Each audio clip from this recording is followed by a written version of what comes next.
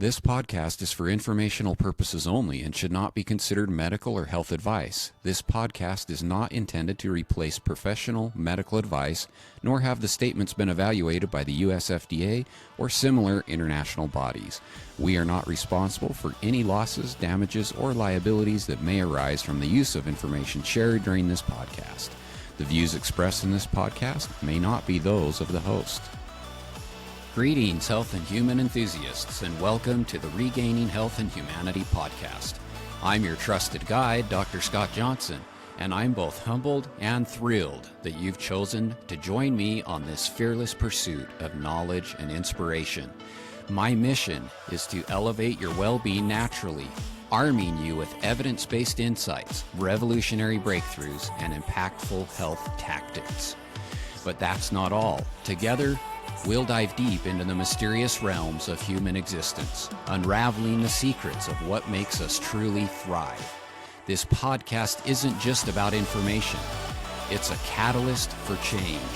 Join me in confidently exploring potent natural solutions, cutting-edge health strategies, and igniting courageous conversations that cultivate meaningful connections and foster empathy for humankind. I'm here to empower you to unleash your extraordinary potential and lead a life jam-packed with boundless health and happiness. So get ready. Your extraordinary journey to boundless health and happiness starts now.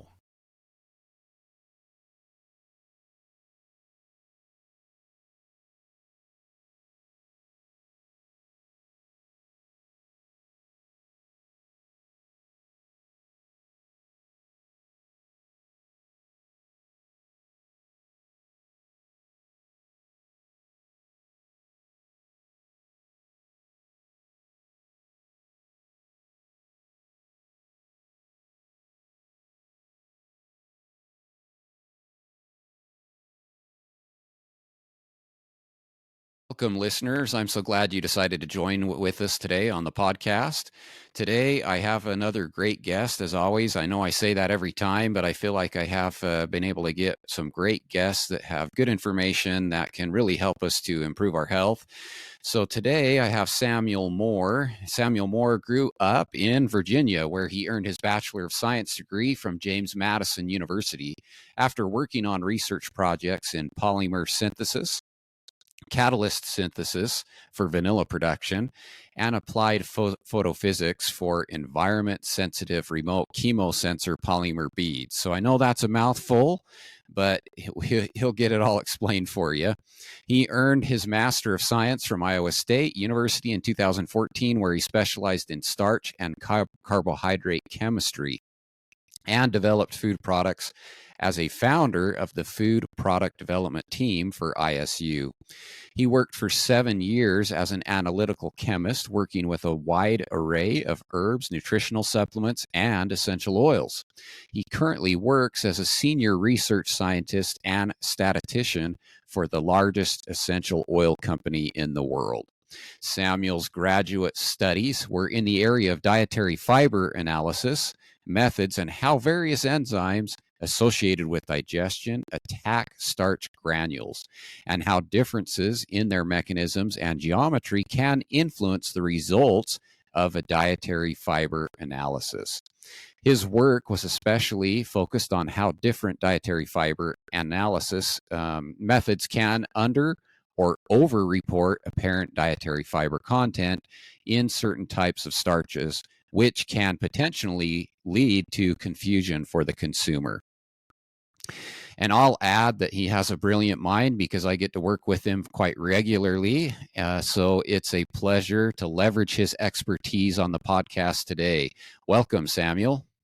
Thank you, Dr. Johnson. Well, first, I think we need to define what fiber is and discuss the types, because I think most people are probably familiar with soluble and insoluble, but they may not be familiar with the other types of fibers as well as the subtypes of fiber.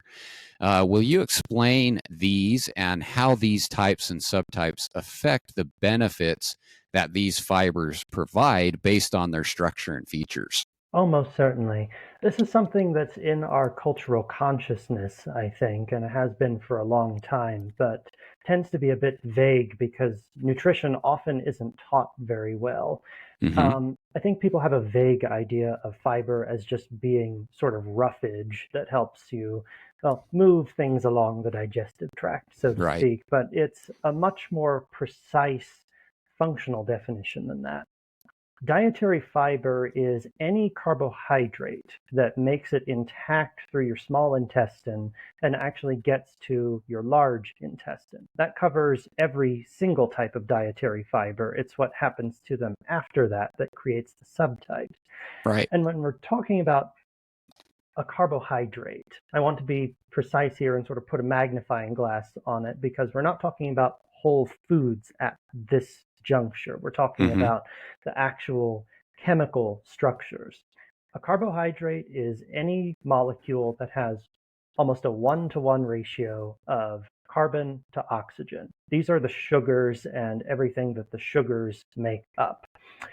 It's just that due to how carbohydrates can join with each other, you get an absurd amount of complexity out of very simple rules. For example, I think most people know what glucose is. It's the fundamental building block of energy. It gets metabolized in the body. Well, glucose is, I think, your most fundamental sugar in nature. You actually can't get a sugar that's lower energy, or high, sorry, than glucose. And as such, anything that you do with a sugar other than glucose is going to take some energy because glucose is sort of the lowest common denominator. Hmm. That being the case, glucose has only two ways that it can be joined to other glucose in your most fundamental types of starch polymers. You can either have the oxygen pointing up or it can be pointing down. Now that sounds like a very fine distinction, but the one, if it's pointing up, will make your celluloses. If pointing down, you get your starch structures. One is digestible, the other is not. The Okay. reason for that is if you have it pointing down, that glucose, it sort of turns in on itself. It makes a coiled structure. Whereas if it's pointing upward when it joins to another glucose, you get these long ribbon-like structures. That's your celluloses. They stack on each other and are inaccessible to your digestive enzymes because they can't get inside the cleft that they're expecting in a starch structure. Now, starches are one type of dietary carbohydrate, but there's Hmm. others. Keeping just with glucose, for example, you can also have linkages on different carbons. That's your beta glucans, for example, where you have, instead of your long cellulose chains, you have occasionally something branching off on the third carbon as well. That creates sort of a worm-like structure that is not so tightly packed, and that's uh, one reason why beta glucans have gotten such a good reputation as a soluble fiber. I suppose we should discuss what the difference between soluble and insoluble is. Sure. Yeah.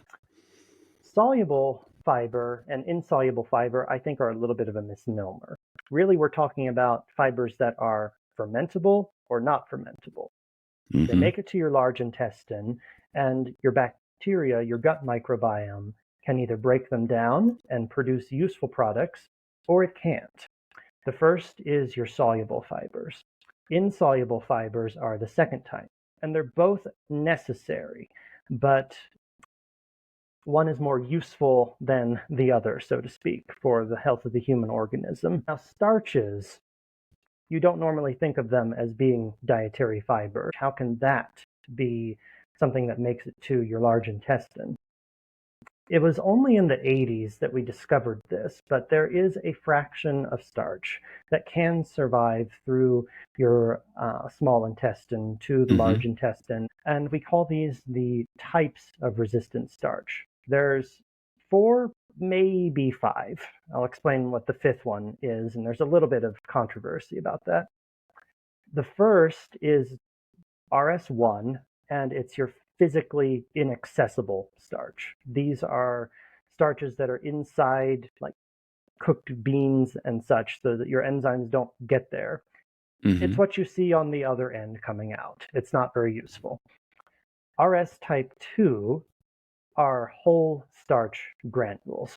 These are, say, potato starch that is not cooked. These are crystalline, and your body can't actually process them because the chains are so tightly packed that your enzymes can't get inside the pores of the starch. Resistant starch type 3 is where things start to get a little bit interesting because this is a result of a natural process. In starch, you have two broad fractions. They're called amylose and amylopectin. Amylose is mainly straight chains with only a few branches off of it, whereas your amylopectins are large bush-like structures. They, in fact, look like they're some sort of tree or shrub in your garden, so to speak. It's sort of the difference between a twig and a fully grown plant in terms of both size and number of branches. Amylose, because it is so straight, can actually coil in on itself, and you get sort of a double helix structure like DNA. That's what we're talking about with RS3, and it's very interesting because that's a very fermentable fiber and ends up being a powerful prebiotic that has some good effects on the gut microbiome. And finally, RS4, these are, you can call them artificial. They're chemically modified starches of all kinds. There's not just one type of RS4. I can't give you a broad rule of what RS4 is. It depends on what the chemical modifier is. And finally, RS5 is a little bit controversial because amylose is involved here as well, but it's not complexing with itself. It's complexing with other things, usually fatty acids.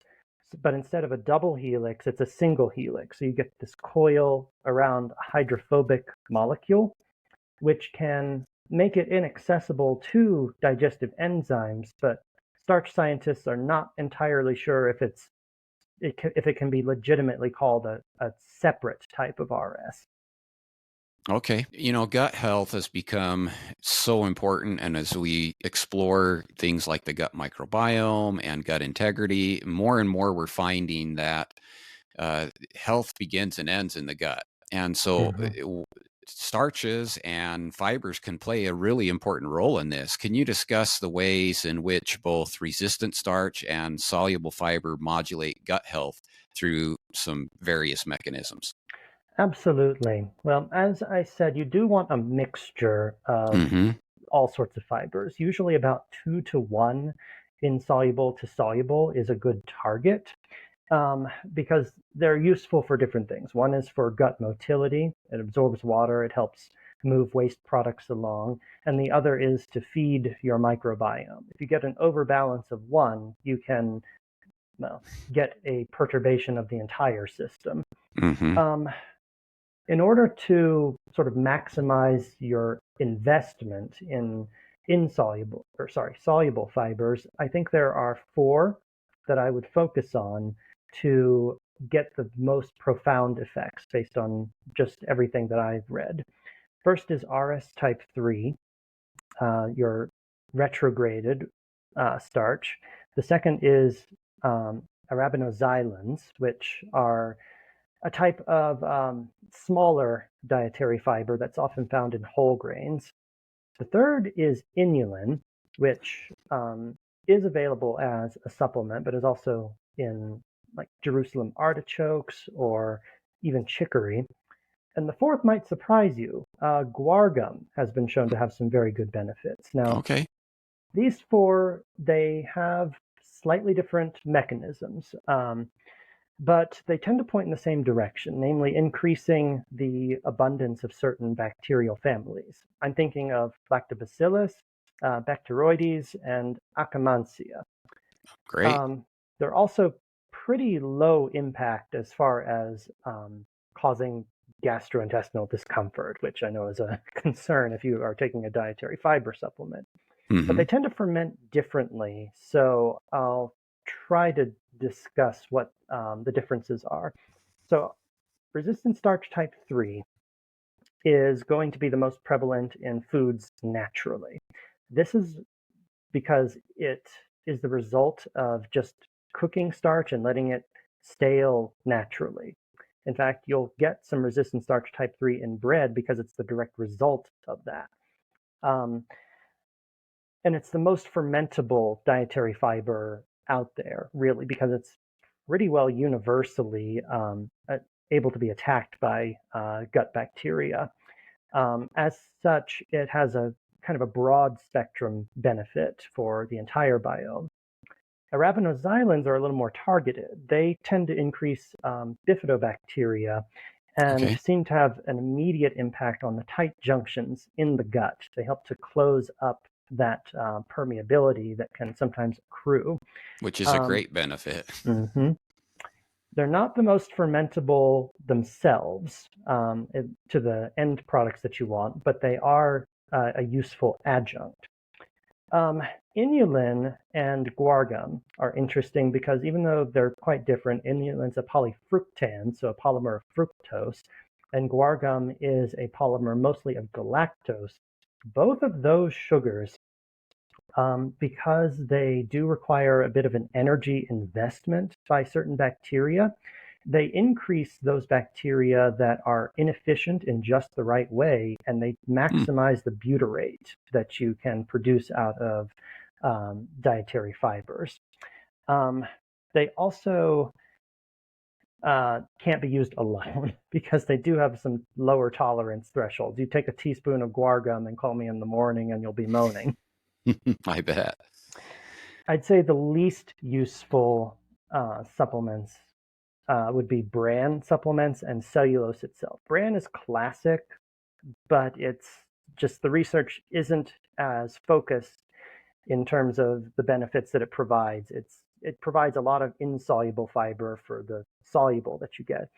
And cellulose, it's just not very fermentable to the human organism at all. You mentioned one of the things that really is I think few people realize that the composition of your gut microbiome is very important, but it's really the products that they produce during this fermentation process that have the dramatic effects on human health. You mentioned one of those, butyrate. What role does butyrate fermentation play in gut health, and how does this impact signals such as satiety, our insulin responses, and even energy metabolism? I think you'd be hard pressed to find a bodily system that isn't positively and profoundly impacted by butyrate. Agreed. Um, it's really kind of a miracle molecule, really. Hmm. It's butyrate, just to tell our listeners what we're talking about, it's one of three short chain fatty acids that are produced by the gut Hmm. flora. Um, and by short chain fatty acids, we're talking 2 to 4 carbons. Those are usually what we focus on. 2 carbon, that's your acetate or acetic acid, literally vinegar. The 3 carbon is propionic. Butyrate is the 4 carbon unit, and it is the hardest to get because you have to stop halfway. It's why only certain species produce a lot of it, because they have to um, be a bit more targeted in the type of sugars that they're actually able to ferment. Um, Butyrate has some signaling functions that are of both a direct and an indirect benefit to the organism. Directly speaking, it binds to receptors for glucagon-like peptide 1 and also gastric peptide YY. Both of these are anorexic hormones. That is to say, they signal the body your appetite is spent, stop eating. And so over time, higher butyrate concentration in the gut will directly increase the amount of GLP-1 that's produced at any one time, which will lead to a faster satiety signal. Hmm. In addition, butyrate is released into the body through the portal vein and goes to all tissues through the bloodstream. As such, it's directly available to the body for easy energy metabolism. It diffuses in and out of the cells readily, And because it is so readily used, it provides easy energy to the cell so that you don't have circulating long chain fatty acids, which, for example, have been shown to induce an inflammatory response in your pancreas beta cells. Mm-hmm. Higher butyrate, I do know, has been shown to decrease inflammation in pancreas beta cells, and so increase insulin sensitivity. And even heart muscle, which you wouldn't normally think of as being impacted by the gut, higher circulating butyrate does decrease inflammatory markers and improves energy metabolism. Butyrate, I believe, has even been used in some patients with cardiac muscle hypertrophy. So that's why I say you can't really point to any one system that isn't benefited by butyrate. Yeah, it's fascinating just how much of an impact these products that are produced by our gut microbiome can impact health. And you kind of said a buzzword with the GLP-1 there. That's really been trending right now, and there's a lot of people who are looking for natural ways to affect that, to attack the satiety and to help decrease their food intake. And, just from a natural perspective, berberine is one that also does that. But I also knew that there were gut bacteria and the butyrate that can facilitate that. So it's great to know that we have natural options to help our body work in an effective way to maintain a healthy weight. According to the recent literature, what specific effects do different types of resistant starch have on microbiome composition, and how does this impact overall health? To answer that, I'll want to focus on resistant starch types 2 through 4. As I said, resistant starch type 1, it's generally not useful to the organism, and resistant starch type 5 is controversial. Mm-hmm. So let's start with RS2. To give you an example of what that would look like, the most common ways a person can get that in uh, in your average grocery store would be buy a bag of potato starch granules or buy a large bunch of green bananas. Both of those contain a substantial portion of starch granules that are crystalline and can't be attacked by the digestive enzymes because they have no pores. However, they do have a portion of non-crystalline starch sort of between the crystalline ridges on the outside, and this is what the gut bacteria can access. Mm-hmm. However, it is not necessarily the best idea to get your resistant starch that way, because it's sort of the difference between striking a match and fanning an ember. You get a lot more light and a quick flashbang out of the match, but you don't get a lot of heat. So you get a rapid, quick fermentation, which can lead to some noisy results, let's just say that. Mm-hmm. And you don't get a lot of lasting benefit out of RS2. Of course, there have been benefits shown for feeding studies with resistant starch type 2. I don't want to downplay that, but it's not the most efficient way, in my opinion. Resistant starch type 4 now, those are controversial in a different way than RS5 because they're definitely resistant to digestion, but they're even resistant to digestive enzymes. Mm.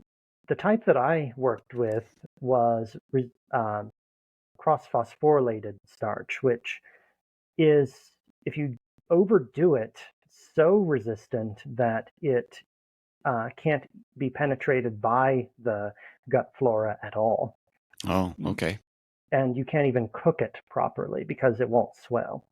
A lot of commercial phosphorylated starches are not quite that far gone, but their overall digestibility is much lower than natural starches. Now, resistant starch type 3 is where things get interesting because on a gram for gram basis, it gets to the colon intact, and it does have that slow burning characteristic. So you get much more benefit out of it over time. Now, regardless of the specific type of RS, whatever actually does get fermented tends to produce similar effects, like increasing Bacteroides and Lactobacillus, and a few other specific butyrate fermenters, like the genus Roseburia. Mm-hmm.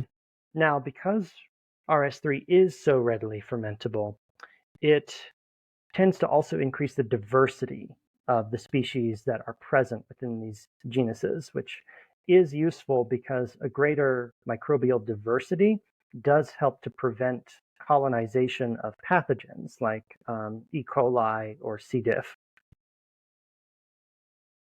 And I'll just add in here, even though this isn't directly related to the gut, I did come across some research that looked at excretion of vitamin D in the urine, which, as we know, is activated in the renal tubules, but in diabetic, I believe this was a rat study, in diabetic animals fed with resistant starch over against cornstarch, that decreased the vitamin D that was excreted in the urine, which would have a indirect impact on the overall immunity of the organism.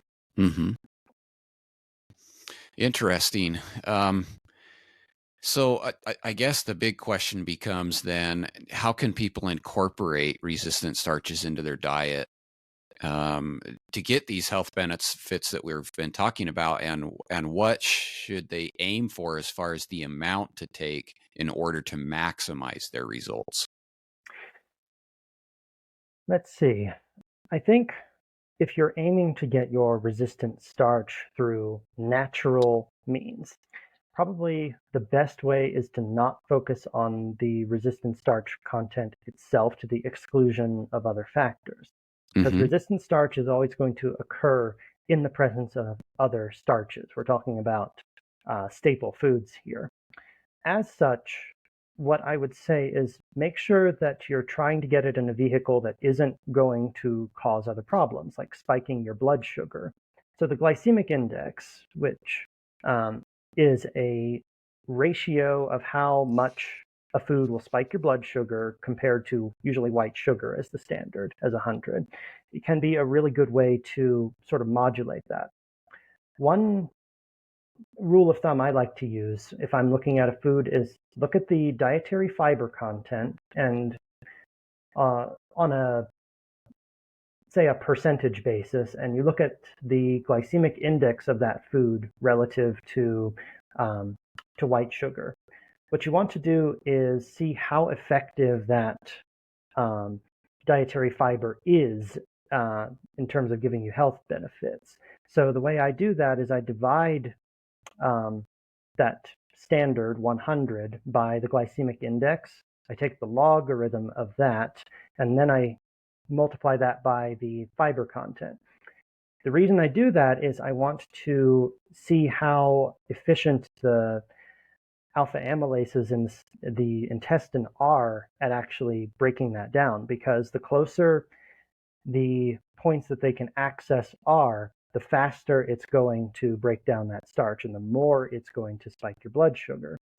I did some calculations on this before we went live, and the top winners using this heuristic were whole grains, no surprise there, but things Mm-hmm. like buckwheat, whole millet, whole Okay. brown rice. That's what I would focus on. The ones that were not winners in this scheme, these are your breakfast cereals, even the high fiber ones. These are your breads, even the whole grain breads. You're never going to win with bread. Wheat starch is just too short, too densely packed, and it is too readily attackable. You want to focus on getting either 8 ounces of whole, honest to goodness, whole grains or legumes with every meal. It's not that hard. It's just you have to commit to it. Yeah, for some people that probably seems intimidating because they're going, well, how I'm gonna have to eat beans at every meal or something. But and I agree that the cereal grains, especially your breakfast cereals, they just are not great for the diet in general because of the glyphosate that's found in them, and it concentrates it, and they're empty calories, high in sugar. So for various reasons, that I would not tell people to eat those.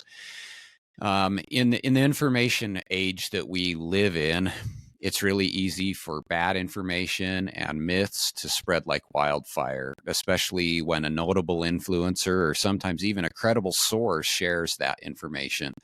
Can you share with us maybe a myth about resistant starches or fibers that you've come across that you want to help dispel and just kind of stop the momentum for it? Oh, yes. For a couple of years now, a burr in my saddle has been a story that Time magazine ran on resistant starches. And the way they Okay. framed it was that you can reduce the calories in rice by this one handy life hack. Mm-hmm. No, no, they claimed that you would reduce the calories in white rice by 15% by just letting it cool and then Hmm. reheating it.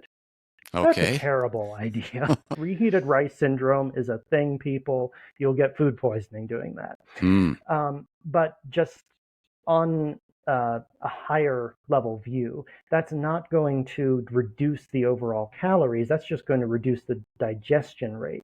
Rice is the most inefficient way to get resistant starch there is. The amylopectin is so huge and so densely branched, it doesn't stale, Hmm. basically.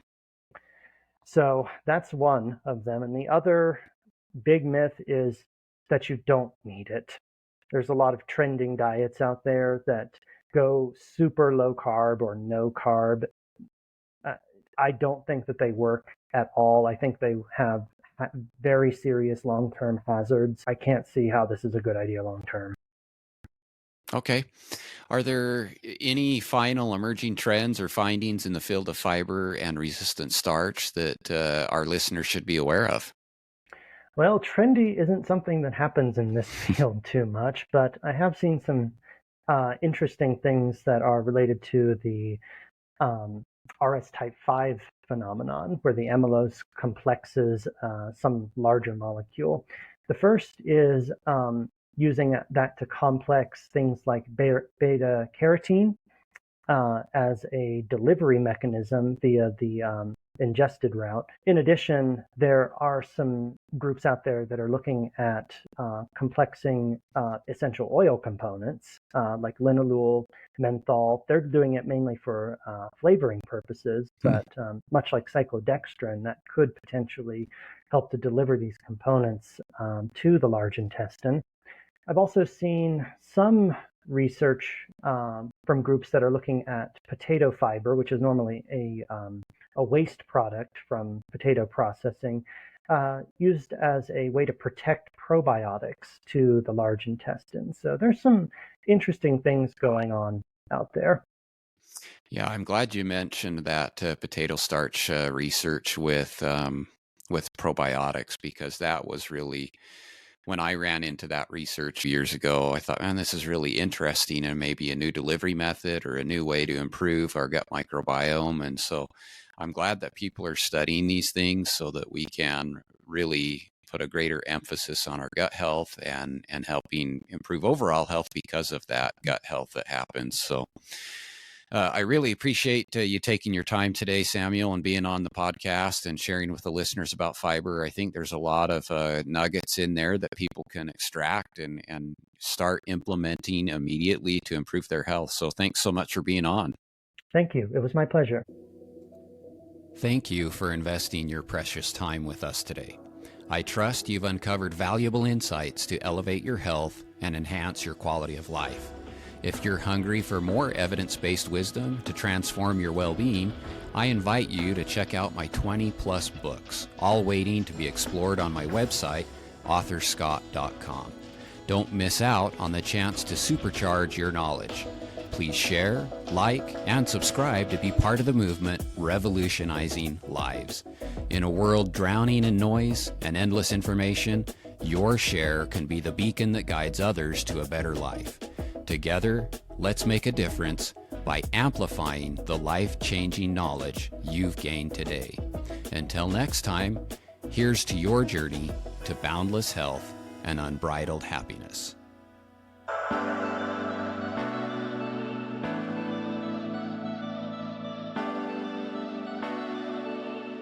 Say